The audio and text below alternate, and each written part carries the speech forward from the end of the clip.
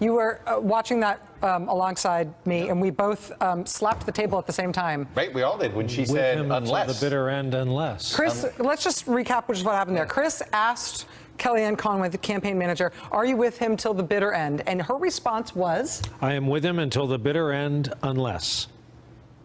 And then she let it. No, she did. She just let that out there. I mean, it only confirms a lot of chatter.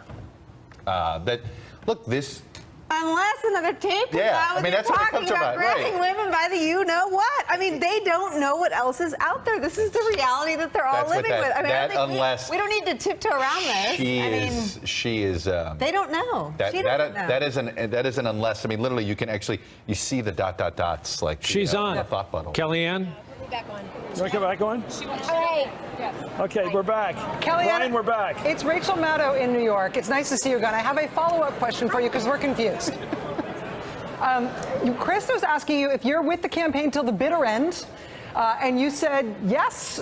You said you seemed to indicate that you were with the campaign, and then you said dramatically, unless, and then you let that tail off, and we don't know what the unless means. I know. I didn't mean to alert the breaking news again, Rachel. The unless is very simple. It's unless someone in my household needs me or unless something changes in my own life. Okay, so what we were speculating was that unless something else comes out about your candidate that you can't foresee now, unless there's some additional tape or some additional evidence of something that you don't know about him now, that's not what you meant? That is not what I meant. And I have to say, I think that whoever was breaking the news today on MSNBC that I was resigning while I was getting on the plane with Mr. and Mrs. Trump to come here really should do a better job checking the facts. Well, that's always a good thing to do. Kellyanne, it's Nicole. First off, congratulations. I know you guys were prepping before all hell broke loose on Friday, and obviously a lot of the prep took, so congratulations on that. I understand you had a very large part in that.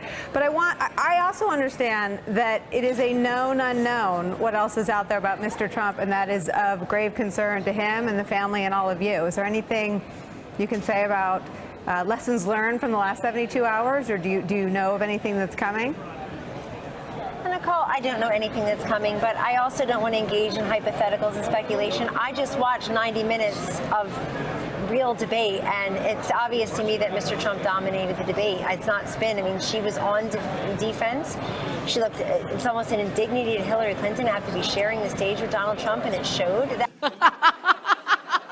It was a great format for him. I had said it earlier in the week and was attacked for saying it was a great format for him, but clearly it was. He gets oxygen from the people. He's out there every day talking to people at rallies in smaller settings, and she often is not. And I think that you saw that pay off tonight. The other thing that happened tonight, and I think it was very similar to NBC's Commander-in-Chief Town Hall Forum last month, Nicole, which is that you saw Donald Trump make the case, and Hillary Clinton need to defend against the fact that she represents the status quo, she represents the past, she represents politics, she represents Washington, she represents a flotilla of votes and processes that Americans just don't want to countenance. You see that, I'm always quoting the 70% in the new Fox News poll, 76% of Americans say that we want to take the country in a new and different direction. And she has to somehow, to use a word, pivot away from that in a manner that convinces people that they do want more of the same. And I think tonight it wasn't good. Tonight she looked like somebody who had been in politics for decades and had not had the deliverable and the product that mattered to people. I get one last question now. That there will be a third debate.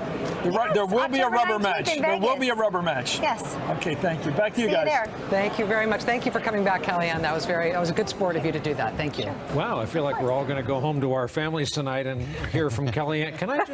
Can I just say, she's so good. She's one of the best in the business. And Dan Rather told me after she was on my show for the first time, Dan Rather came into the studio right after her and said she could talk the legs off a table. It's true. She's good at what she does. She's got a challenging candidate. She's also just a very good person. Steve. Hey, if you like this video, consider giving me a thumbs up, sharing, or subscribing. It really helps to get the word out there, and it super motivates me to make more videos. Thank you so much.